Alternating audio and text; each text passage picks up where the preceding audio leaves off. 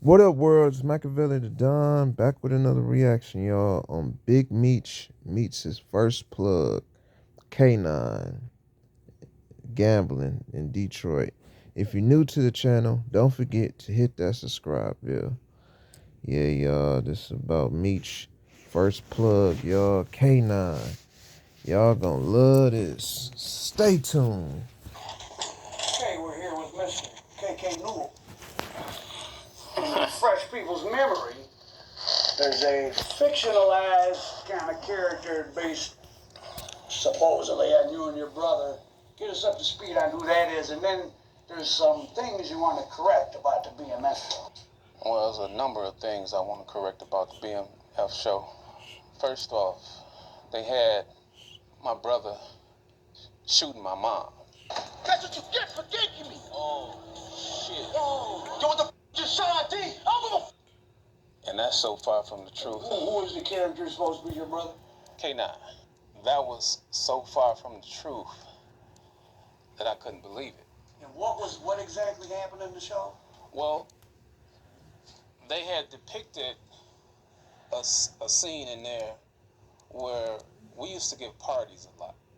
And the name of the parties we used to give was Rich Man, Poor Man Entertainments. And they had a sign in the scene that said Rich Man, Poor Man Entertainments. Rich Man, Poor Man, I don't know what else it said, but I know I seen Rich Man, Poor Man. And she supposed to have been at one of our parties, and he got upset and said, I'm tired of this bitch stealing, and shot my mom in the leg. You know. And I'm like, where did they get that from? I'm sure it's presented as we're going to make this about BMF and your life, blah, blah, blah. But, well, I was contacted by Randy. Randy, the one who executive producer of the show. And what was the first stuff he said? How did he pitch the whole thing to you? The pitch was that they was doing a movie on BMF, and he wanted to know. He had heard Meech had, I guess, said some things to him, and BMF. yeah. And if I would have knew that from the beginning, I would have never co-signed that to happen. I wouldn't probably never would have done it if they was gonna have something in there like that. But then I look back when I came home from prison. When I came home from prison, I seen a guy. He's deceased now. His name was Cash.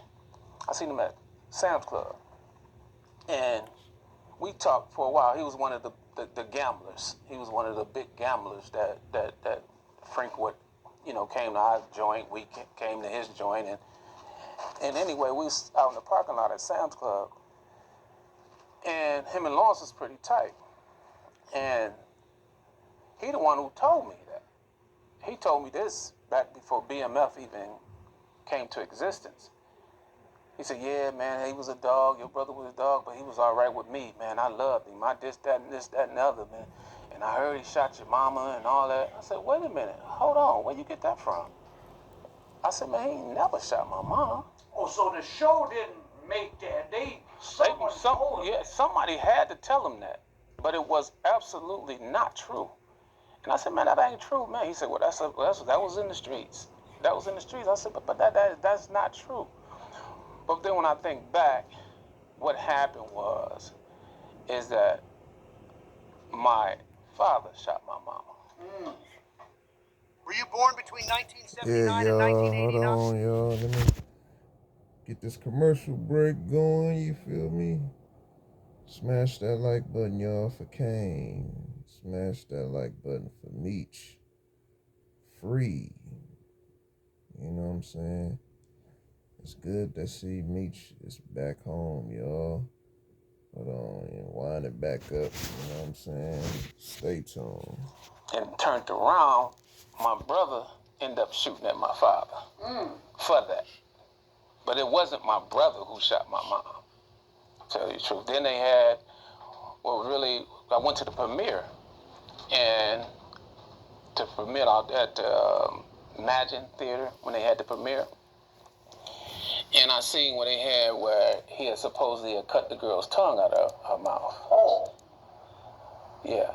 He had supposedly gave everybody else Rolexes, gifts and Rolexes, and gave Meech a box with a Rolex box with the girl's tongue in the mouth. Said she talked too much. And supposedly had killed her, cut her tongue out.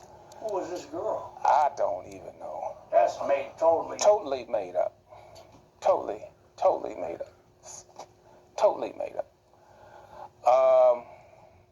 What else? The scene when they was talking about at the Dairy Queen. They was talking about the Dairy Queen scene where somebody came up there and was shooting at him, drive by shooting at him. Had never, ever. No, they was shooting at my brother. Oh, okay. Now you and your brother did have that Dairy Queen. Yeah, right. So, out of drive. That's true. Y'all had That a is Dairy true. Queen. That's There true. wasn't Never. no shootouts ever. No, never was a shootout. Never was a shootout. What happened was, when we had made our transition back to the projects, we had made our transition back to Moved to the suburb or to a nice part of Detroit. Right. Dad was getting money, right. and then he fell victim. He to fell victim to the crack, and we had to come back. So when we get back down to the projects, we started gambling on those corners, and there was this one guy, which was his friend, named Gingerbread, old hustler, pool shooting. I mean, really, really good street hustler. Not a drug dealer. No, he didn't sell drugs. I don't never remember him selling drugs, but he always ran crap gangs. He was a hell of a pool player. So gambling was such a big part of street life. There were people that just Man, listen, man. lived off gambling. When you come out the projects, it was a gambling game right here, and people would come from the other end. They gambling in the loop. Now the loop was where everything went down at. Did non-Brewster people come in there? Oh yeah. Fat Zero used to be down there. Lil Baby. I mean, I think the Palmer guys I used to hear that the Palmer guys used to come. Buck Dave, some of them people, when I was younger, they used to frequent down there, you know. But anyway, how so the guy, me and my brother was in the crap game, and he had shapes down. He had shapes down. What's that mean? Shapes is where the dice is a little bit not. Shave 'em. They shave them a little bit. So the 6 and the ace is shaved a little bit. So that gives you an advantage if you know how to bet it. So what happened was, he noticed that me and my brother was in the game. So he went and told my father. He hey man, look, because my father didn't want us in that. He moved us out the projects, he moved us to 7 Mile and told us he didn't want to see us back down there no more. But my whole family, everybody was in the projects. And he didn't want us down there no more. But my mama, y'all can go down there if y'all want to. Y'all can go down there if you want. He didn't want us down there. So anyway, he takes us. He's in his addiction, but he's still big nose. You know what I'm saying? But he's in his addiction. My dad. And he takes us and he shows us. Took me a long time. Took me quite a while to catch on. But Lawrence caught on like this. Took me a little while. I mean, I damn near got whooped. I got hit in the chest, and I got boy, I done told you, I was a hard head. No, I can do it. So, Lawrence one day was gambling this guy on the porch down in the projects, him and Lawrence. Lawrence was cheating. The guy didn't know Lawrence was cheating. Lawrence had beat him out of all his money, beat him out of every dime, but the boy had jewelry on. He had nice jewelry, ropes, and back then rope was everything, Lawrence beat him out of all his, he putting up his gold chains. Lawrence beat him out of his gold chains. So the guy got mad, snatched it, and took it from Lawrence. Took it. So Lawrence, and I'm standing right there. So Lawrence didn't do nothing. So we stood there. This guy was cocky, he could fight. I know he can go, didn't do nothing.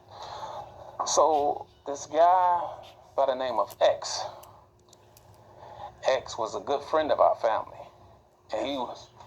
X, just for people, X was so good at basketball, the Pistons got him out of prison. Yeah. And he was a Piston briefly, but he couldn't stop sticking up. Right, absolutely. And he went and tried to get the jury back.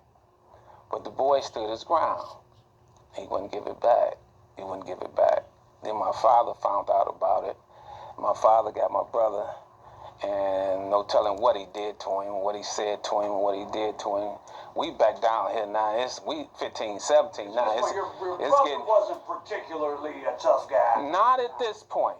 Not at this point. He will fight, but he don't want to fight. He wasn't a dog yet. He wasn't a dog yet.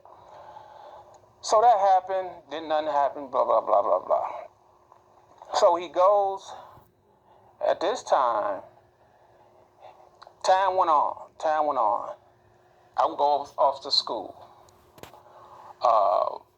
There was this guy by the name of, they ended up calling him Blind Mike. He was with the young boys at one time. But when the young boys went to jail, they all went to jail like 82, I'm going to say 83, something like that. I'm in school. They go to jail. And now this guy, Mike, he's working with Strata. He's got the bag down there for Strata. And all the other young guys in the projects, they working out the bag with him. So, Strata, anybody... That's a big guy. There's a lot of money passing. Oh yeah, a whole lot. They getting money. They on the top.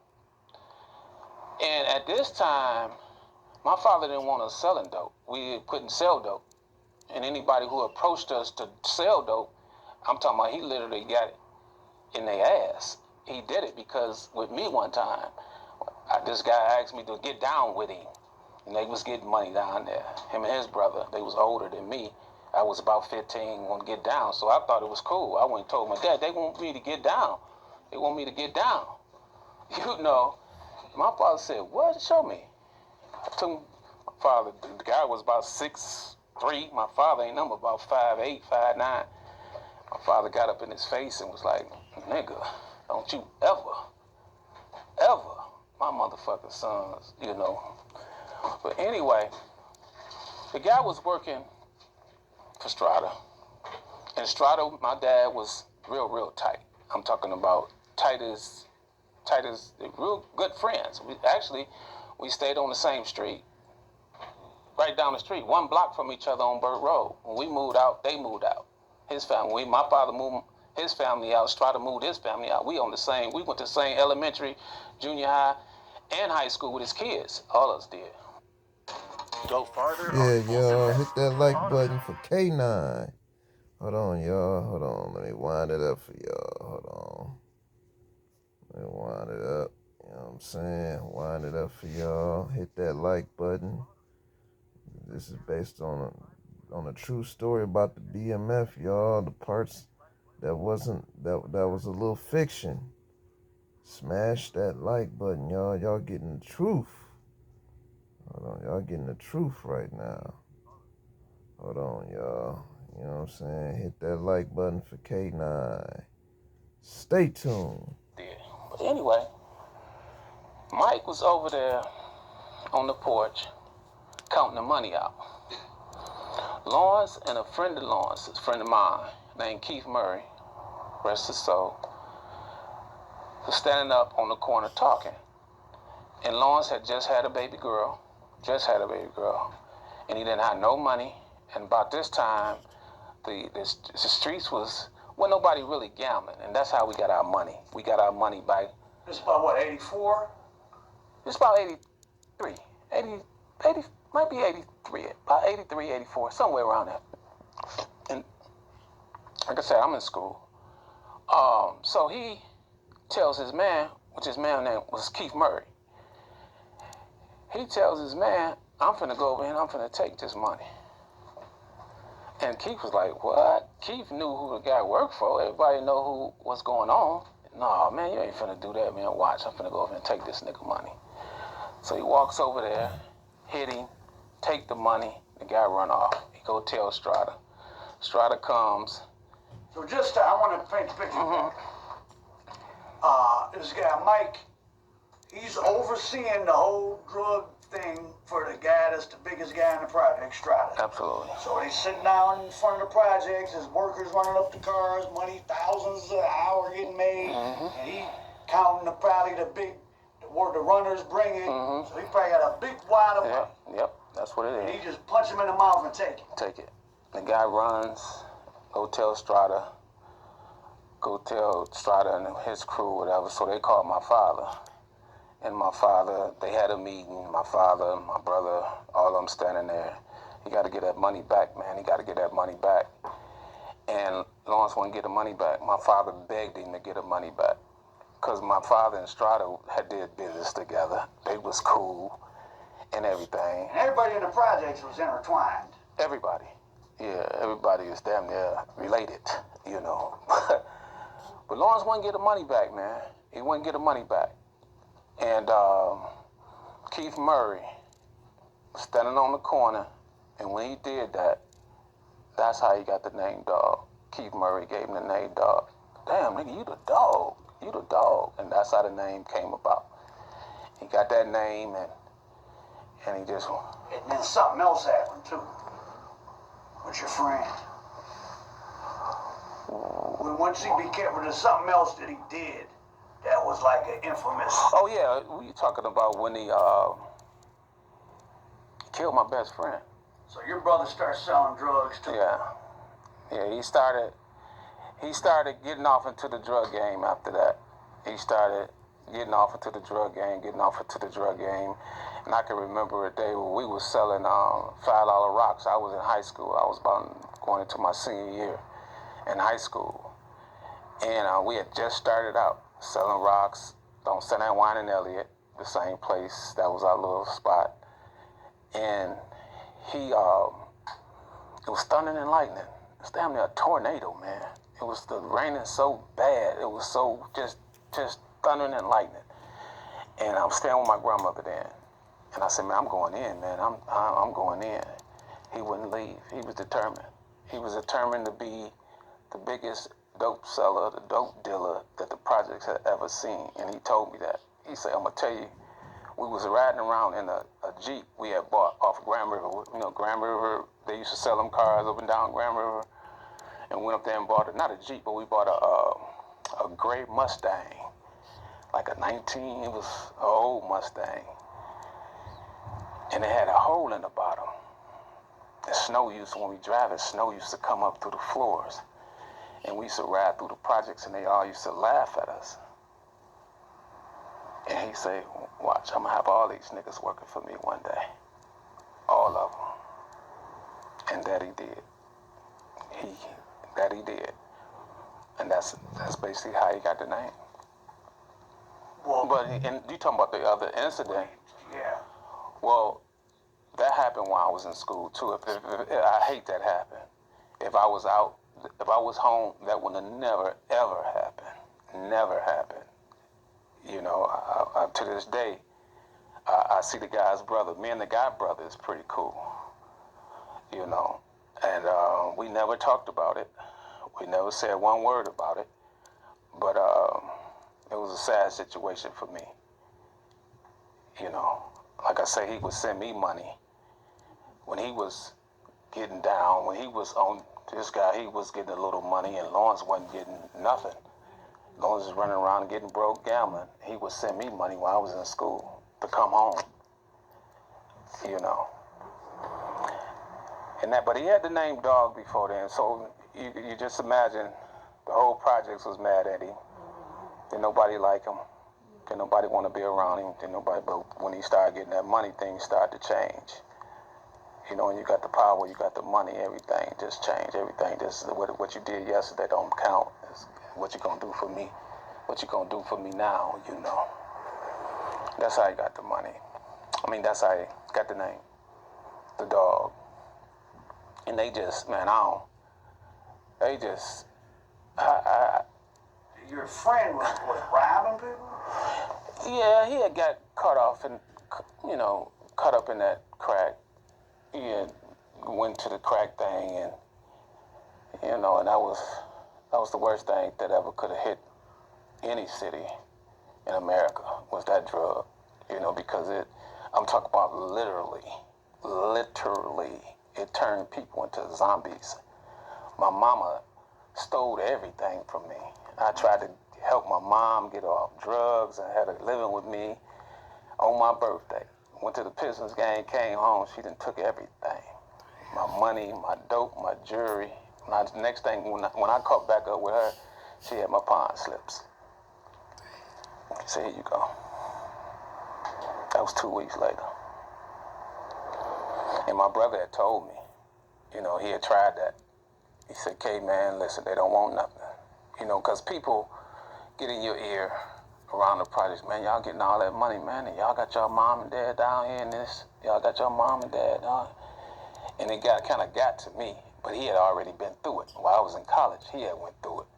And he kept telling me, he said, Kate, they don't want nothing, man. I'm telling you, man. I tried it, man. They don't want nothing. They don't want nothing. But we kind of fell out at this point, you know, because I couldn't, nigga, we getting money. We got this, that, and the other. What you mean? And they say they want to get right. Come on, I'll go.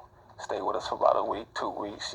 You know, don't go back down in the projects, because in that projects is whatever.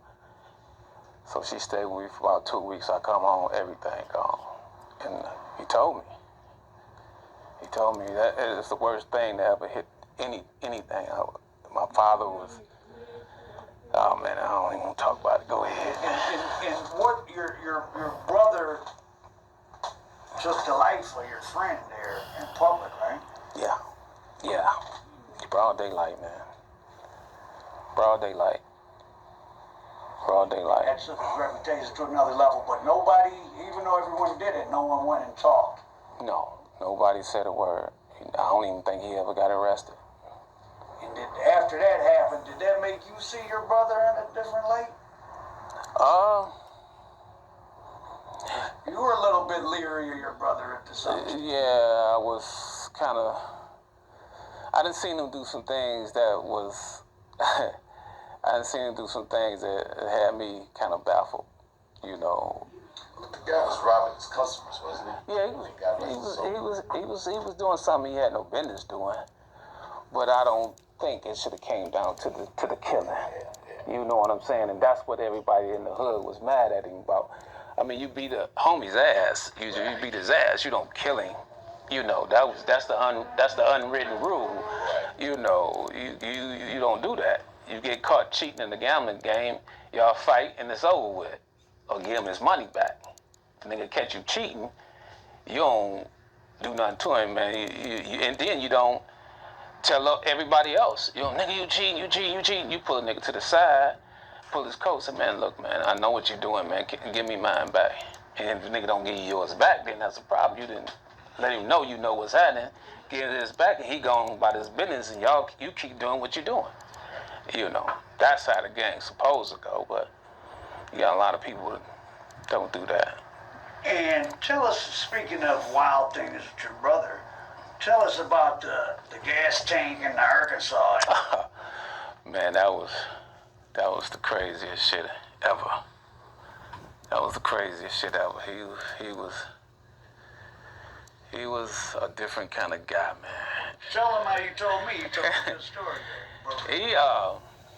What had happened was, I had started to want to get my own. I was getting it from him, but as you go on, you see what's happening. Like, if you mean kilos. I wanted to start doing my own thing. I'm getting this shit from him, so he put a little tax on me, so I got to tax the other guy. So so what I do, I go down to Alabama, where I went to school at. I get this girl. I bought a truck in her name because I wanted the Alabama tags on the car, because I used to hear about, if you see the Michigan plates on I-75 going down to Florida, they'll pull you over. So my thing was, I'm going down to Alabama, I'm gonna buy this truck, get the plates, Alabama plates on it, and that was gonna be my work car. Came back, and Milwaukee Jack, I told him what I wanted. He said he can make it happen. He took me over somewhere over there by Hazel Park somewhere going towards Hazel Park. And they had a secret compartment put on the truck, which was an extra gas tank. So it looked like 2 gas tanks was on the car. But in the car, you could push a button and it'll pop open. And that's where I would was going to transport the kilos from Florida back and forth. I was going to get me an old person driving to Florida and blah, blah, blah. So what had happened was, some kind of way my brother found out that I had the truck. Yeah, y'all, hold on. It's the commercial break. Hold on, y'all. Hit that like button. Commercial break.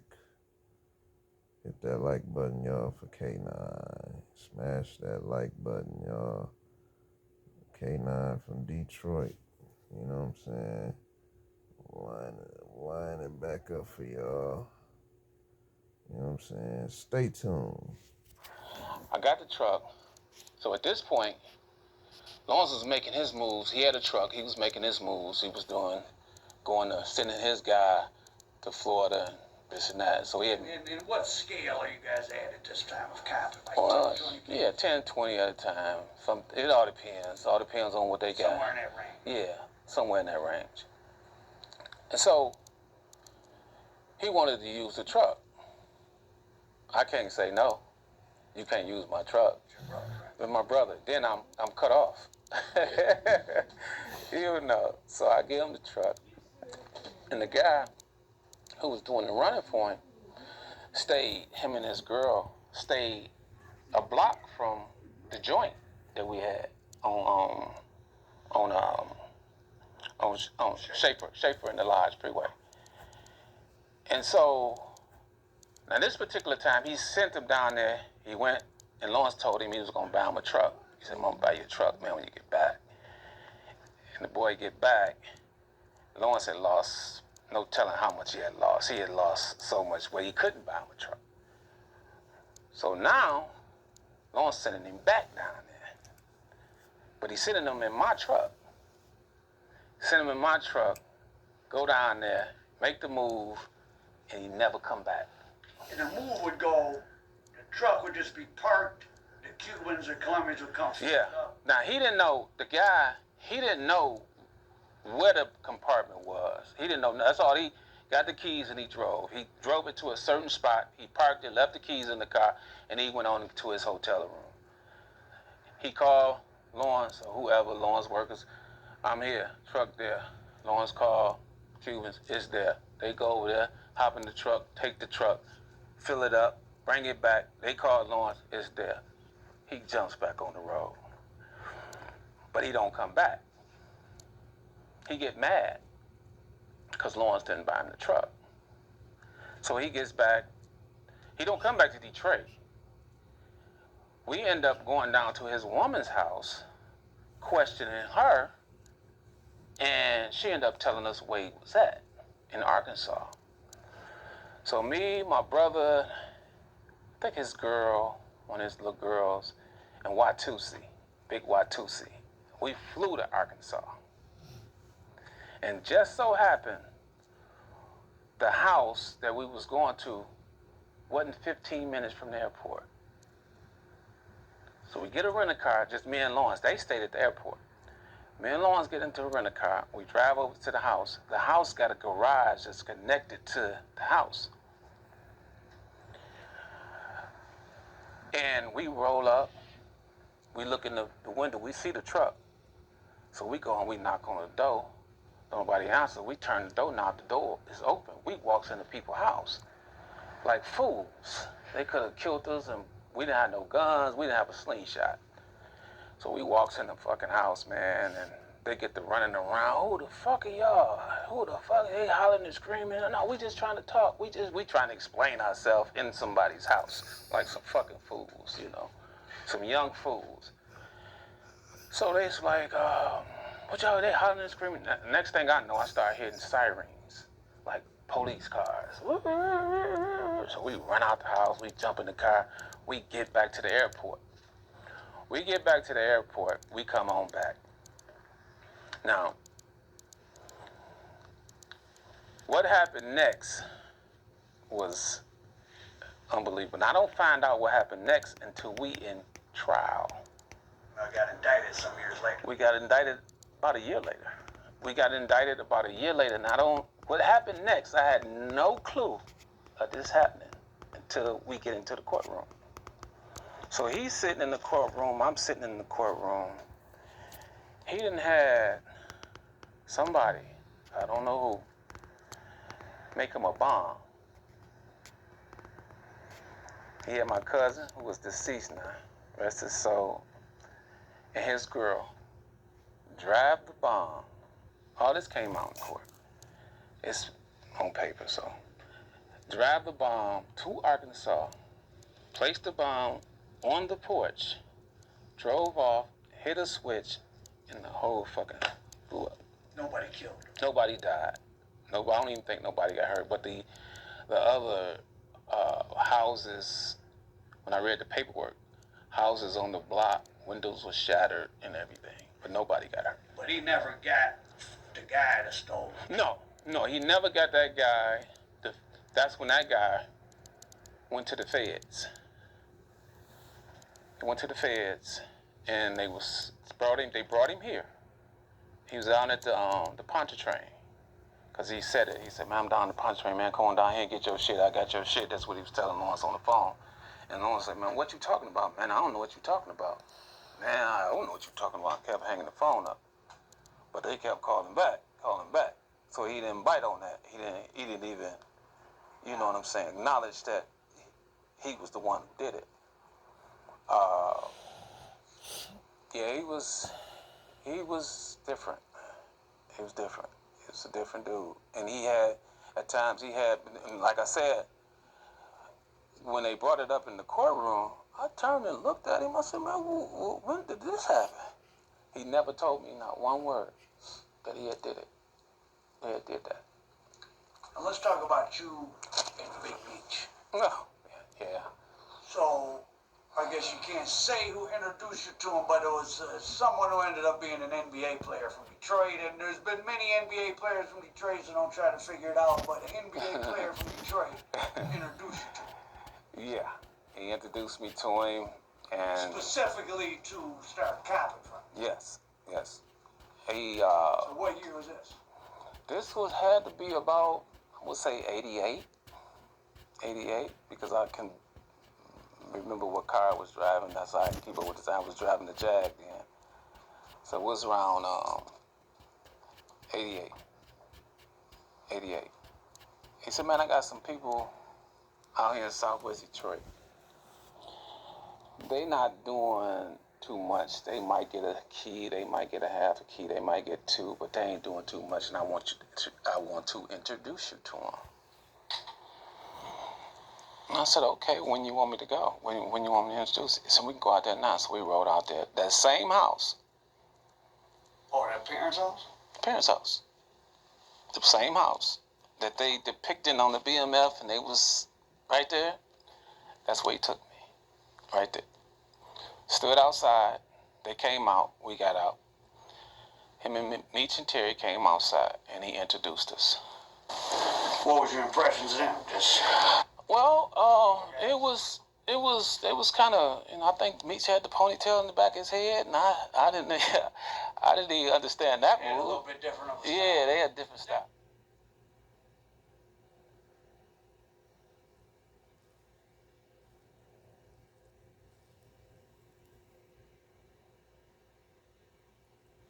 Hit that like button, y'all, for K9. Smash that like button. I know the most I ever did in one day was about 20 or 30. So you had to have done 100 in a month. Oh yeah, man, I was selling from bigs on up. He wasn't doing the bigs. He wasn't breaking shit down. KK and his brother Lawrence Dog Newell were the first kilo level connections for Big Meech's Southwest T as they started to try to move out of just being in their neighborhood in Southwest Detroit. KK had been playing basketball since about '83 on scholarship down in Alabama, while his brother Lawrence was earning the street name Dog due to his violent actions. It was kind of, I think Meech had the ponytail in the back of his head, and I didn't even understand that move. A little bit different of a style. Yeah, they had different. It was cool though. They was good people. I don't know exactly how they ended up with my brother. I don't know if I introduced them. I want to say. Did they cop from you? think they might have, if they did, they might have did once or twice. They say they used to be at the after hour joint. They used to come in there and they used to gamble. I'd never seen them in there because I stayed on the go a lot. I'm flying here, going here, going here. I'm going everywhere. I always thought that I introduced them, but I got an email from Meech. I still got the email, and he told me how it happened. He came in the joint, and he was talking shit to Lawrence. And he talked so much to Lawrence that he kept saying, yeah, nigga got to come over here and get his stuff from Little Spike. I don't know if y'all heard about Little Spike. He was about 15 years old. He was in the game. He 15? was about 15. He had bricks? Yeah, he was with us. He was with other people too, but he was from Pontiac. He ended up getting killed. 15 bricks. Yeah, he was about 15, He 16. didn't have a plug. He was getting stuff from big people like you. Absolutely. Absolutely. He was from Pontiac and he came down. He was cool with my cousin Rob. Meech might have been fucking with him at the time, but he was talking shit. But basically he was talking shit to Lawrence. This is in the email. He was talking shit to Lawrence that made Lawrence quit him. Oh, Yeah, you get. I got to come all the way down here and get shit from a little young nigga, man. I'm trying to, he talking shit. So Lawrence listening to him, and this is in the email. Lawrence like pulled him and said, man, what, blah, blah, blah. And that's how him and Lawrence got started. That's what he said. But I always thought, Meech and your brother. but they had met me before then. Right around this time, Lawrence came to me, and he was like, man, you getting a lot of money, man. You moving these, you moving them. Who you with? I'm gonna have to go up on the price. I was like, what? He said, man, they done went up on me, man, so I got to go up on you. I said, oh, man, come on, man. You know I can't do nothing with that price, man. They gonna go somewhere else. What was the prices? At that time, I want to say about 16, 17. That you was getting from your brother for that? About 16, You sell for what? 18, 19, something like that. That was about the going price. I remember when it went all the way down to 11, 13. Even in Detroit? Yeah. I never sold something, but I was hearing it. Man, I'm getting them for 11. I'm getting them from 12. That's too much. You know what I'm saying? All right, we're at 18308 James Cousins, the last service drive. Back 88, 89, KK and his brother, this was their casino, basically, that they built. They were making so much money, and they were so into gambling, they had this thing jumping out. Who was your clientele, really? Mostly the hustlers, guys that was in the game, getting money. That was mostly our clientele. And when you say money, like pretty It was major players. Fat Steve, Demetrius came through, Maserati came through, everybody, name them. This. KK came home, gave up the basketball by 88 and 89. Dog, who was portrayed as K9 in the BMF Star shows, was moving possibly up to 200 bricks a week from his Colombian plug. And while KK was getting from Dog as well, he started out selling to the Flannery brothers a little bit, maybe once or twice, but they started showing up at KK and Dog's illegal after-hours massive gambling spot they set up, and they were able to meet Dog, the real plug. Like I told you before, in our last interview, grand opening, it was 60, 70,000 that he made. I was too scared to even. So he cut 60. Well, no, he didn't actually cut 60. He ended up winning.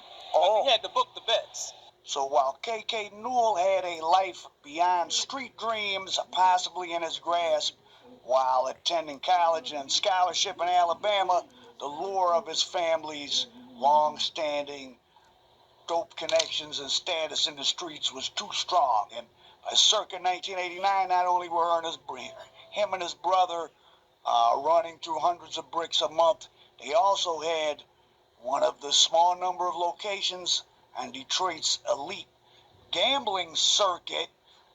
There was a few spots of illegal gambling dens that only let the biggest street hustlers, Italian mobsters, black dope dealers, any kind of drug dealer, you had to be known to be let in there, professional gamblers. Only elites were allowed through the doors. They were making tens of thousands of some nights just cutting the pots. They threw 2,000 on the Hop and 4. He had to cover that. So y'all were the house. Yeah, and that 4,000 that he threw up there, or if he threw 4,000 up there, he got to pay 10%. So 400 went to the cut. So how much would you make on the cut? That's pretty lucrative. That's 400. 10%. No. In the whole night, like. Oh man, like I told you, I got 10. I got 10 the first night. Ran open. Oh, you pocketed 10,000. I was 10,000. And cutting pots. So if I pocketed 10,000, he got 10,000 off the cuts. Damn. And he ended up, by him booking all the bets, he ended up winning about 60. So he took at least about 70, 80,000. In a night. In a night. All so right. Next night, when I seen that, I put my $25,000 up. So how long did this last? We was here for about 2 years until the incident happened up in St. City where he had him and Steve had got into it. I ain't paying you shit. Get the fuck out my face. One of the patrons of KK and Dogs Gambling After Hours was also one of Dog's street customers, a guy I now know. He's no longer in the streets. They used to call him Fast Steve or Big 50. And the scene in BMF where K9, the basketball coach, and KILLs him, well, that's really supposed to be based on an incident that happened between him and Big 50. Now, Big 50 is actually alive and very well. And but that incident was such a big deal because it happened at St. Cecilia's, which was a church where at one time it was pumping out, or so many NBA players were coming out of Detroit, and they all played at St. Cecilia. It was like Rucker. So, and just like at Rucker, big gangsters were betting big money and setting up teams, though I never heard of anyone shooting some rival coach in the middle of the court at Rucker. And some guy, I don't know who it was, it must have been Steve, I don't know, it might have been, I don't know who it was, came and drove a truck through the front door. But we wasn't nobody in there at the time. So you just moved down a few doors. So we moved down the street. What caused it to finally end? Oh, shit, though, we got indicted. Oh, so you ran the whole time. What year did you get indicted? We got indicted in 90. So you had about 3 years? Yeah, about 2 years. When I came home from school in 1985, this had to be around 1986. They used Georgia skiing. They used to play skiing. It's a simple card game. And what they do, well, anyway, it was all the big fellas who play this game. I'm talking about big fellas that you don't see and don't hear about. And my brother was a part of that. So we goes over this dude's house. Lawrence must have won, and there's no exaggeration, 360,000. We left out of there, we had garbage bags. Beat him and my cousin. We left out of there. And this would have been pretty much all drug, like, yeah. He left out of there with 360,000. But check this out. The next day, he lost it all back. That's gambling for you. The next day. So, but because you guys are doing that 10% cut, all in all, this had to be very profitable for you. Yeah, well, in here, they didn't too much skiing. They skiing in here. Well, but you took 10% of any bet that went on. Okay. Anything that went on, we got 10%. So, I'm just saying, that had to add up. Like, y'all must have made a lot of money just on that. Oh, yeah. Did you ever think of stopping the drugs to just do this, or it all went together? It all was together, Al. It wasn't. And this probably would have been a place. This was plan A, B, and C. Okay, and then this would have been a place if you was in the game. You could come up here, meet. I need to get 10 bricks. Like this. Listen, let me tell you something. A lot of drug conspiracy probably happening there. That's what people. You met people because you had a person like, let's say, Nuke Brown from the projects. He knew everybody. He was about my brother's age. But he knew everybody. He brought people from everywhere, from the west side, from the east side.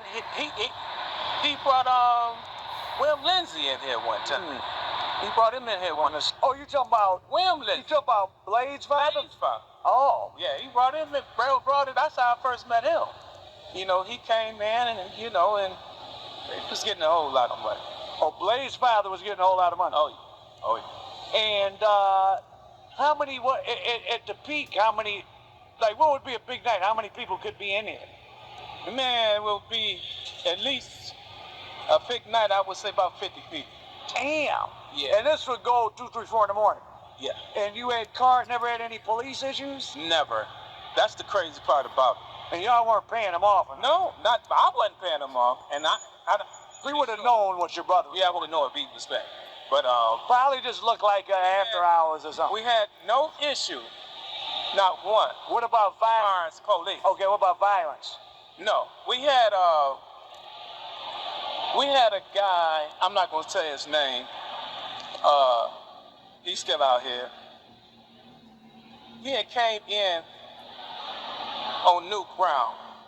Him and Nuke had some brief peace, and he came in, and they had words. He had his thing on him, which the doorman let him in for some odd reason. Y'all patted people down normally. We patted people down. This doorman didn't pat him down this particular time for some reason, I don't know. And he got in with the gun, and everybody sitting there gambling, and we turned around, and there he was, and it was, well, him and Lawrence is cool, so they worked it out, and he went on out. That was about it. You did it, be doing something like this with all the money here, the type of guys was here. Did you and your brother's own street reputation keep a lot of things from happening? Because if you had some weak people in here, you would have been getting robbed or something, right? Yeah. Oh yeah. Oh yeah. No. I think or just the quality of person. I think if he wasn't the type of guy had the street cred he had at the time, we probably wouldn't have got this far. To be over here doing this, you know what I'm saying? But by him, you know, doing what he do, they wouldn't come up in here. Well, that time that guy came up in here, but generally, they probably would sit outside and wait on somebody to come out and follow home or something like that. Which you don't. Did you hear of any? No, I never heard of that. I never heard of that. So it did happen one time. I did hear. But everybody that was coming in here was kind of like a no. It wasn't just. Everybody was known and everybody was cool. These were the top echelon. Yeah, this was the top of the top. You couldn't just show up. No. So everybody's coming in here. They was a known. They was known. You had joint from the townships. You had New World Project people. Pep. You know, you had school teacher. You had, I ain't gonna say his name, Roy. The old guys, all the old guys. You know, they came through here. And your security was just one doorman? The one doorman, but by Lawrence's reputation. Because if somebody did something in here, it was going to be it was repercussions. Right. It was, they kind of felt like, no, we're going to bypass. What percentage, I know you can't say this number, but of all the guys, say when you were out there getting a lot of money, of all the guys that were also of a fairly big level, were like half or more of them like bad gamblers? I think you spend it. A lot worse. Demetrius was a hell of a gambler. Maserati Rick wasn't. What, he would just come to just be sociable? He would come and try to take over the game. As far as what? As far as talking or out? No, just big making fella. Making a crazy bet. And he liked attention? Yeah, loved it. He would come in and say, 20,000, I'll make 4. And that's where you went, and you know, gotta admit, so it's some ego in there too, because there's always some street ego shit that, how else can I really prove that I'm getting more money than you? Yeah, we was taking our bet, but this particular, when he would come in, also give everybody something. You want 5, you want 3, you want 2, I'll take the rest of it. Bet. Oh, okay. There you go. Bet. Oh, he'd cover whatever the other bettors that don't want. And then he'd get 10% Or y'all would get 10% of either way if On you a lost. type of bet like that, You wouldn't take 10%. Well, probably wouldn't take 10%. Take $500 or something. Yeah, he probably wouldn't take 10%. Yeah. He wouldn't take 10% because Take something. yeah, but usually on a bet like that, if a guy came in and he bet 10,000, he had to put up 10% of it. So he had to put up what, 11,000? Oh, meaning what? Meaning that if To win 10, you got to put up 11? right, So that is so the if he 10. win, he only get 10. Where the other 1,000? There goes you. No, if I had to bet, if I was betting him, he would still get the 1,000 back. He wouldn't have to owe the cut Oh, because he won the bet. But if he lose the bet, I take 10 and I throw 1,000 over to the cut. ah. That's just like if me and you come in the joint, me and you is in the joint, and we're on the same status in the street. We got the same status in the street. So we would bump. That's what they call bumping. 10,000 is 10,000, but whoever wins got to throw the 1,000 over there, so you only gonna win 9,000. But if you got to put down to me, my status is a little bit better than yours. You got to put down to me. If me and you ever have a bet, you got to put up 11,000. Oh, it was based on street status? Yeah, that was based on status. Oh, so that's pretty interesting. So this was like... That's how. So this was for the street VIPs. Yeah. See, that's how Demetrius, and I heard this through somebody else, through a good source. That's how Demetrius ended up getting the 19 hole, because he was up in Stokes. Oh, that was his headquarters on Shane. Yeah, that's how he ended up getting that. I've heard it through a... Stokes was like an east side version of this. Yeah, Stokes was everywhere, though. Stokes to the east side, west side. When he closed him up here, he opened up here. I heard people say Stokes made more money than any drug dealer. Man, they about right. And Stokes was that... He And died... I think he took the numbers, too. Yeah, he died not too long. Like, he lived into his 90s, right? Yeah. I guess one of the best stories back in the day, and I believe they occurred at Stokes, was as Eddie was ascending, and right before Marzette passed. So it was kind of changing that. 71. Yeah, that changing of the guards of who was the biggest guy in the city. And anyway, Eddie was in there being boisterous, and Marzette wasn't there, but one of Marzette's lieutenants was there. And he's like, man, you talking all that shit, you still ain't big like my man Marzette, this, that, and the third. And Eddie was like, nigga, y'all ain't getting them days. Oh, ain't nobody getting money in this town like I'm getting money. And they go back and forth for a little further squabble. So Big Man finally said, well, check this out, nigga. 90 minutes. You go get as much money as you can, and you and your people can, and I'm going to go bring my bankroll here, and we're going to put it on the pool table. Whoever got the biggest bankroll, take the bankroll. Let's play. He was talking that big bank, take little bank shit long for Ice Cube. True enough. Marzette Lieutenant went and brought about $60,000 back to Stokes after our joint. He brought $250 back, and when he put it on to say, God damn, nigga, I was gonna bring $1 million, but I knew you wasn't no $1 million nigga. So I brought $250 because I figured that about what you could handle. But you ain't even a $250 nigga. $60,000, man, keep it. I don't even want it. Thought we was doing some gambling. True story, yeah. So that's what made Demetrius open up his joint. Was 19th hole a gambling spot? Who? Was 19th hole a gambling spot? Yeah, that was Demetrius. Oh, I thought that was his headquarters. Oh, it's also gambling. How you gonna say that was it was his place. Oh, okay. Well, But there was gambling. Yeah, it was gambling there. Ah. That time, but But you could go up there and pick up a few bricks too. well, I never. Well, somebody told me. I never did. You probably could. Just like you could. I mean, just say you come in and get some bricks from one of y'all. If y'all was, yeah. We was here and it was around, or go get that, bring it here, bring it there. You know, we could do that. But The more things change, the more they stay the same.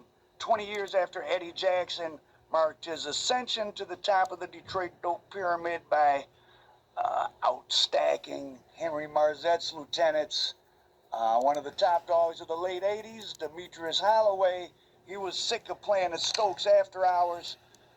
So he built his own, he got his own, he bought a lounge on Shane on the east side called the 19th hole, turned it into his own big illegal gambling den, and so he wouldn't have to go to Stokes anymore. He called it the 19th hole, and I was told you could also pick up bricks and drop off the money, you might owe the original Big Meech, Demetrius Holloway, there at the 19th hole back in the late 80s.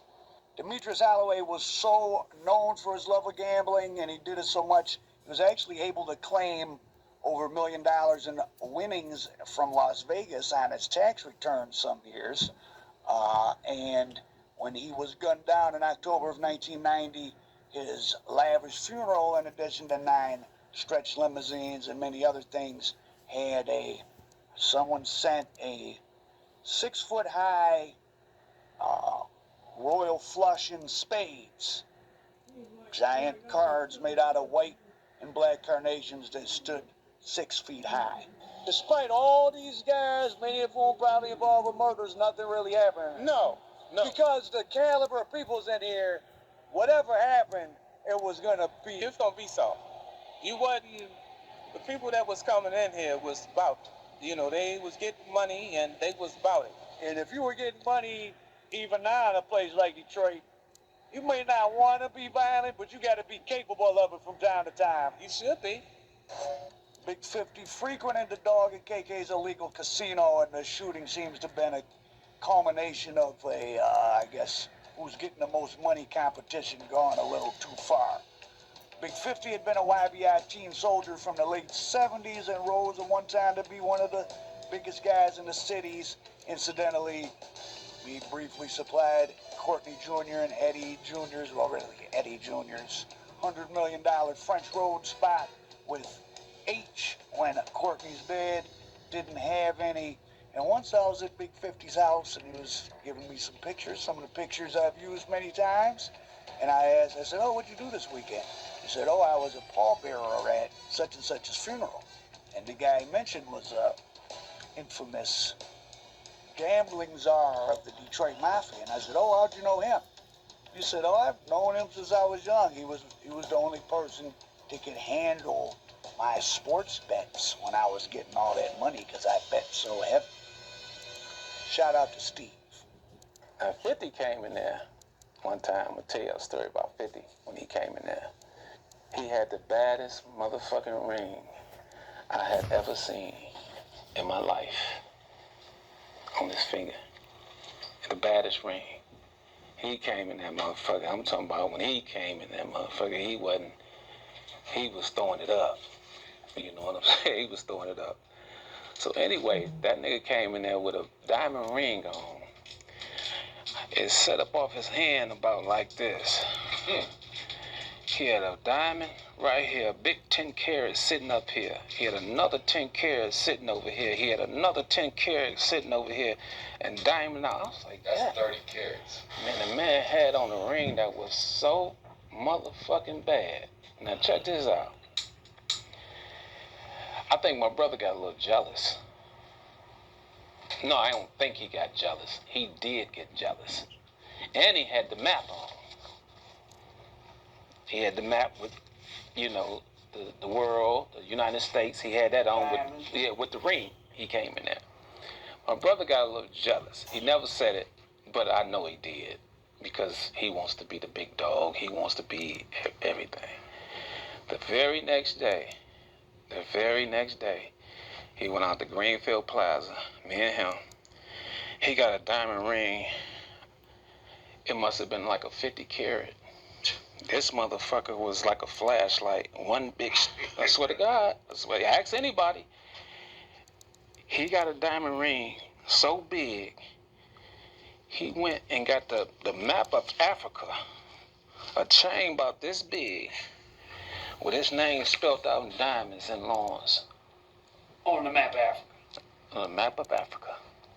Steve came in there with that fucking ring on and that map. And the very next day, my brother went and he bought that.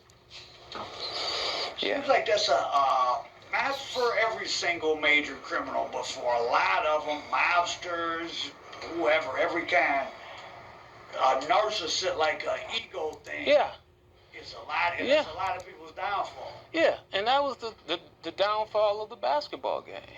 And it wasn't about money. It was about status. Who was getting more money than who. you know, Steve been famous in this town for a long time. You know, shit, Steve been getting money since the late 70s. This is YBI. It says YBI. And at that time when Lawrence and KK name was ringing, truly So ringing, tell us about ringing in the streets like doorbells, for real, for real. Yeah, what was your, I know you didn't know them then, but what was your awareness? Okay, so KK and Lawrence's father, Big Nose, go back to Nose and my father go back to like grade school together. So the 60s. Yeah. Everybody. Who's Knowles?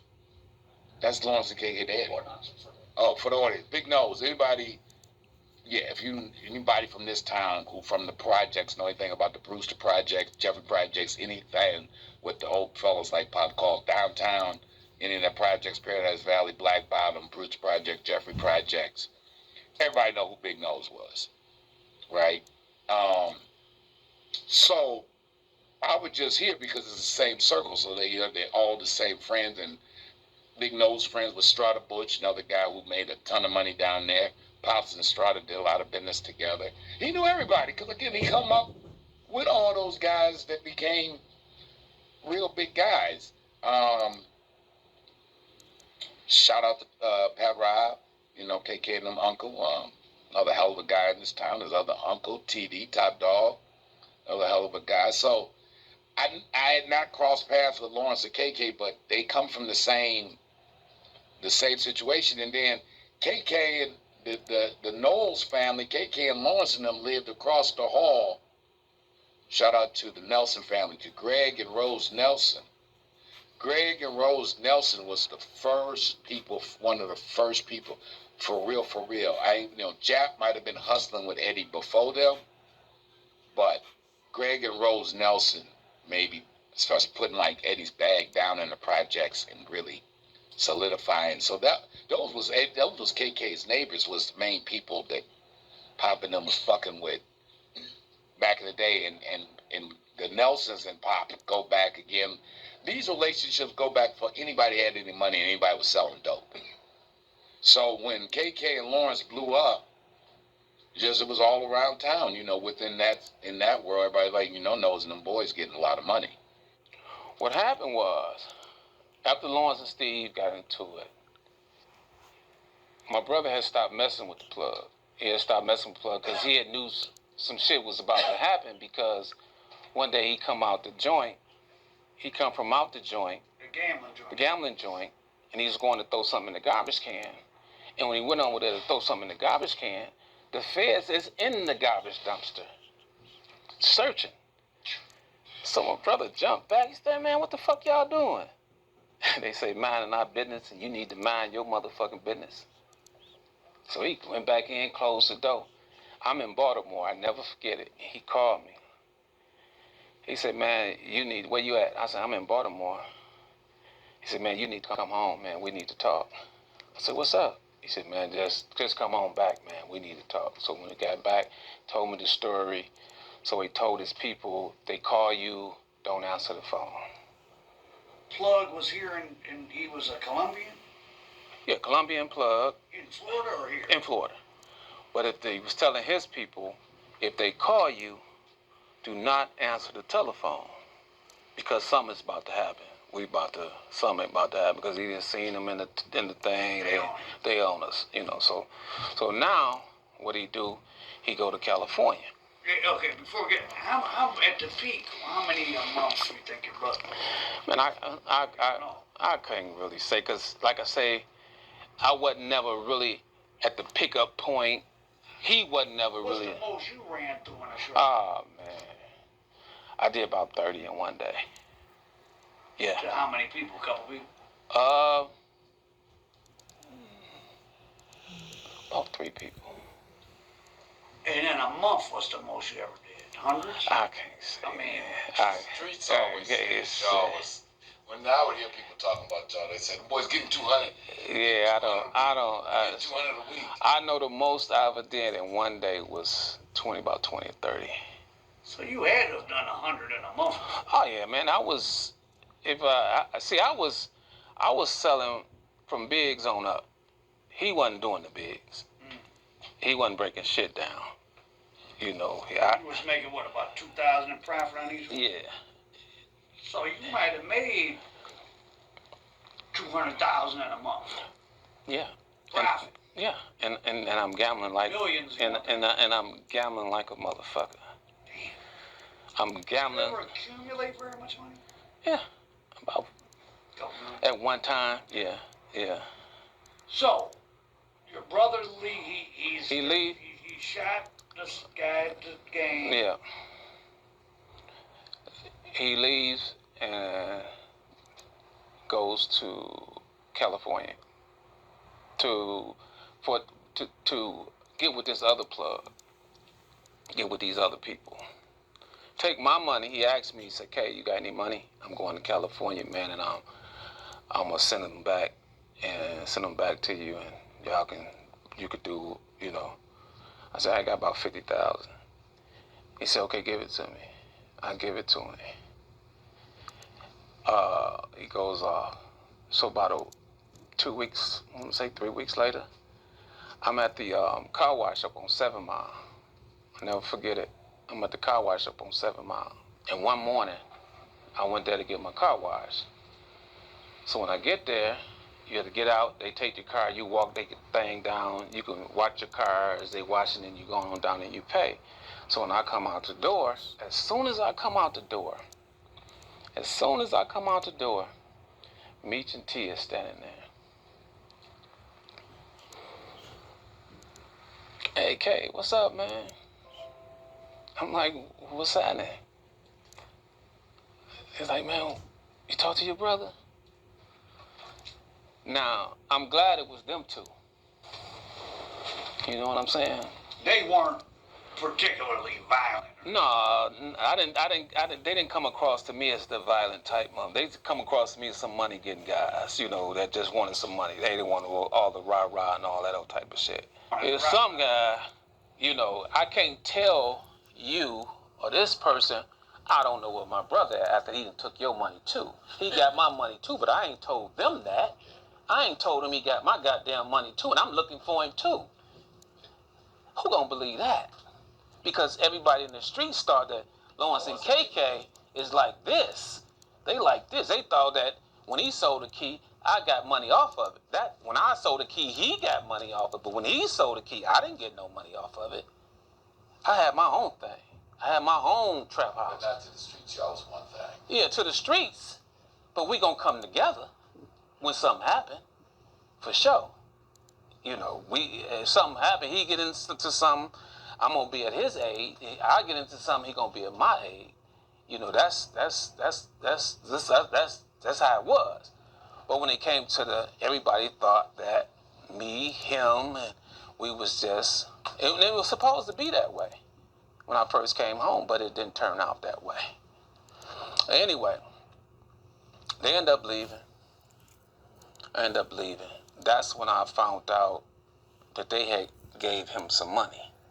I didn't know they gave him some money. So I ended up getting my money back. He ended up coming back to Detroit. I ended up getting my money back. I don't know if they end up getting their money back. I don't know the circumstances or whatever. I don't want to say this, but I'm going to say it anyway. He was getting this, sending it back, but he was sending it back to my brother-in-law and my cousin. They selling this. I don't even know it back. He using my fucking money. Yeah, that's my brother. That's the dog. Playing with someone's money. Yeah, so I think they was the most luckiest guys in the world to meet Lawrence and KK, because if they would have met anybody else, it wouldn't have went the way. Oh, you think they might have been, what, victimized? I think so. Because they said they would have met the best friends. They said they would have met the best friends. You understand what I'm saying? And it was a lot of that shit going on out here, man. You know what I'm saying? It was a lot of that going on. You know, motherfuckers selling you fake keys and all kind of shit, man. You know, Lawrence was Lawrence, and he did his moving and this, that. But he wasn't into the robbing and what he gonna do, he gonna try to get you in that crap game and gonna try to beat you out of it. You know, but he ain't finna run up on you and the head and take your money and that wasn't his style. Detroit had started getting to the point where, especially when the drought came, when the drought hit the city, you damn near you should be gone. Yeah, you should pack up and you should leave. What year was that? I mean, anytime a drought came, anytime you notice a drought came, you should pack up and you should just wait till it come. Don't deal. If you going outside of your people, you know what I'm saying? Because when that drought come, now you looking everywhere. You looking over. Yeah, that's how you end up in the ground. You looking here, you looking here, you looking here, you looking here, you looking here, and that's how you end up in a situation that's not too good. Like I ended up getting shot 4 times, had to dive out a window. Oh, Yeah. These guys, man, that was working for me. Well, they started out working for my brother. And they started working. My brother had, he ain't with the trap houses no more. I'm with the trap houses. So now they working for me. So you had racks being sold out of spots too. Yeah, at one time. 86, 85, 86, 87, 88, I ain't got to do that no more. Because, met this, In 1990, the Newell brothers got indicted. Now, Lawrence, a.k.a. the dog, a.k.a. K9, was really the guy who had the plug. So he had worse charges. He was not able to get out on bail. He did, like it says in the show, eventually tell. Now, the show has a lot of stuff wrong about other people that told, like B. Mickey from the 50 Boys who didn't, but K9, a.k.a. Lawrence, did tell. KK did not. He had a little bit less charges, though he ended up doing 10 years. So he gets out on bail. Then by this time, I had stopped messing with him. We had got indicted. I stopped messing with him. And my brother, Lawrence, my brother Dog, I went to go see him in the county jail. I was out on bond. He wasn't. They gave him a bond. Give me a bond. Gave me a bond, didn't give him a bond. So I went to go see him. He said, man, look, man.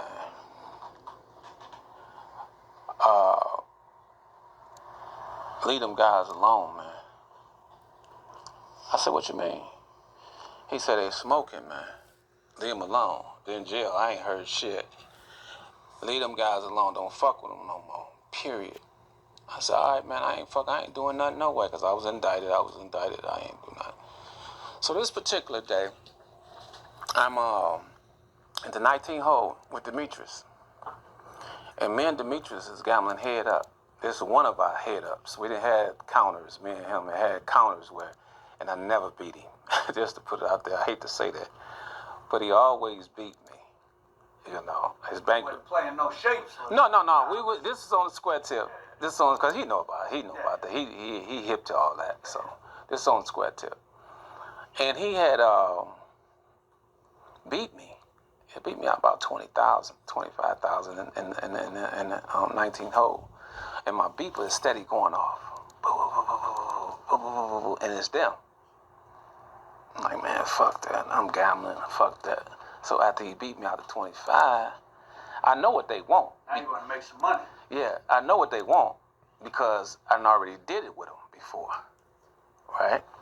So he gets out on bail, and KK's addiction to gambling nearly cost him his life. He was gambling with Demetrius Holloway, actually, while out on bail for indictment. He lost a quick $20,000. With his brother in jail, money wasn't flowing quite as much as it was, so $20,000, I guess, hurt a little bit, and his beeper's going off. And it's some guys his brother told him not to mess with because they had started smoking. But these guys had just sold KK a very underpriced kilogram a few days prior, which he was able to flip and make a bunch of extra money. Now, why would you have underpriced kilogram? Well, because you didn't pay for it. So these guys beep him, and he knows they're going to offer him something he should refuse, but he didn't, because he just lost 20 grand to Demetrius. And K9, a.k.a.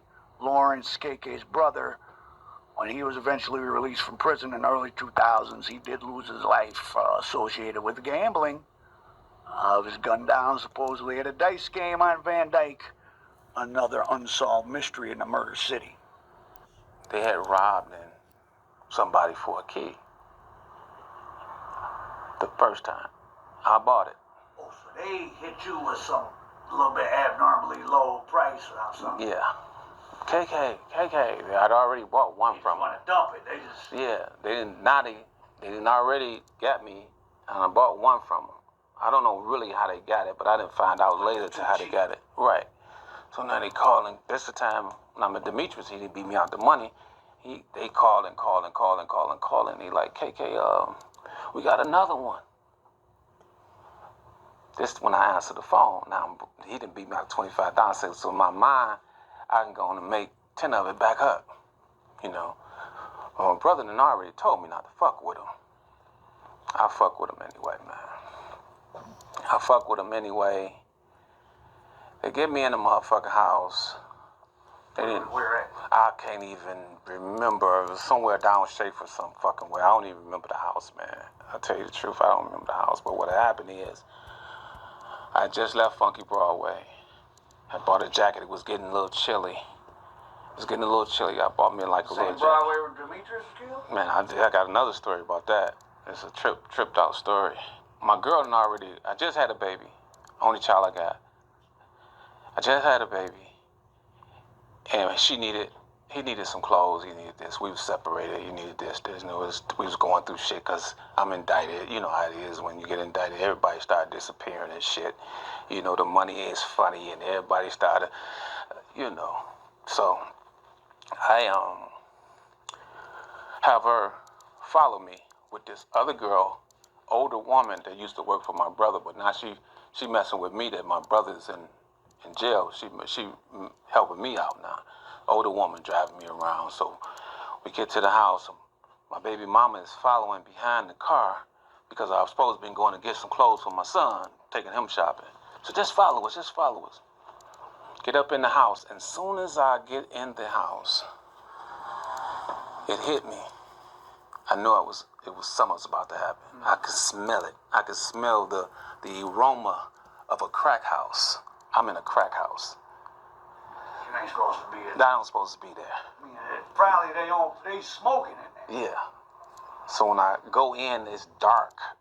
It's kind of dark, and it's a room to the side. And I walk over to the wall, and I turn around. I put both of my hands in my pocket. I had the money under my jacket like this, and I put my hands in my pocket, and I knew it. I looked up. The nigga come out the room with a Uzi. He cocking it. I said, man, just take the money, man. Y'all want the money? Just take it, man. Y'all can go and just take the money. Nah, nigga, shut up. Boom. Oh. Boom. How was they doing that? Robbing and killing. I mean, was he trying to hit you in the arm or was he trying to hit you in the body? I don't know where he was trying to hit me at. Hit you in the arm twice with the Uzi. So now I run. Use a Uzi for accuracy. We was this close, like me and him, this close. So I run over and I grab him. I take the gun from him. I'm throwing, you get all kind of strength when you think you about to lead this motherfucker. You know what I'm saying? So I boom. I got the gun, but my hand is too weak to even, I got the gun in my hand. But it's two of them. It's two people.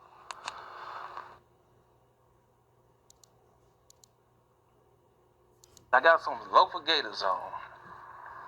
And it was slippery in there. So we fighting like a motherfucker. So the only thing I heard was, Ed, man, he got a vest on. Cause I was, that Superman strength came out of me, man. I was, shoot him in the vest, man. He got a vest on.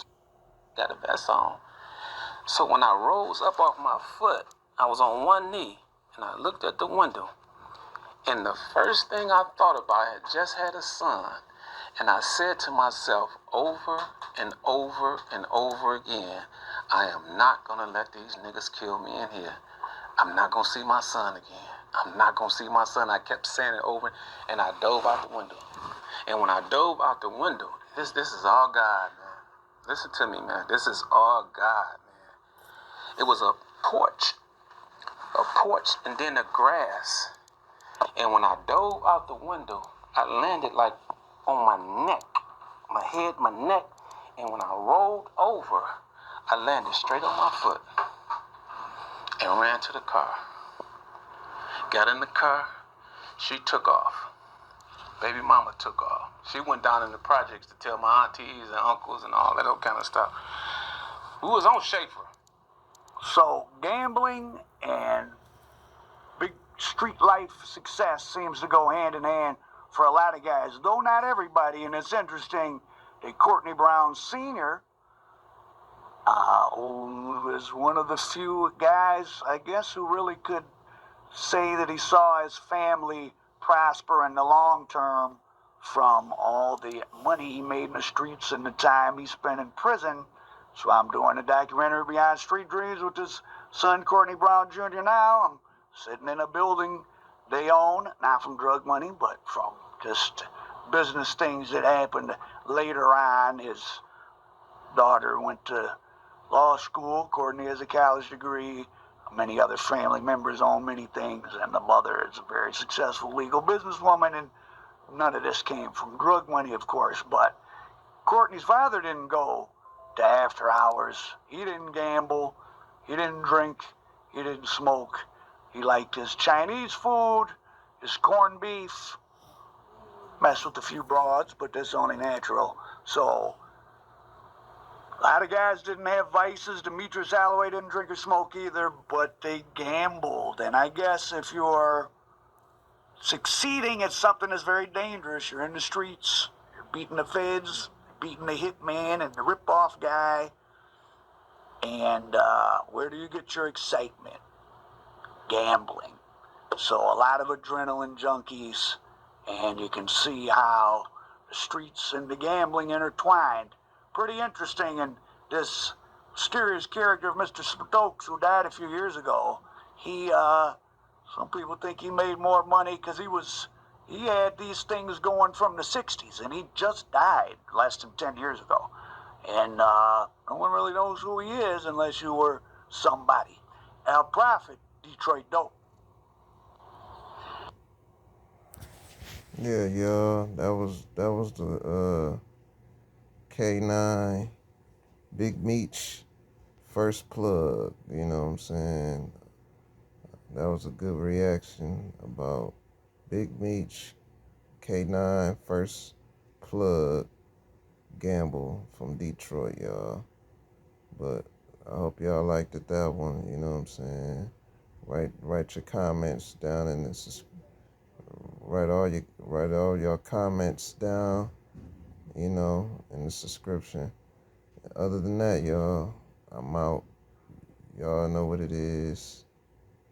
Y'all be safe, stay dangerous, and stay blessed. It's Machiavelli.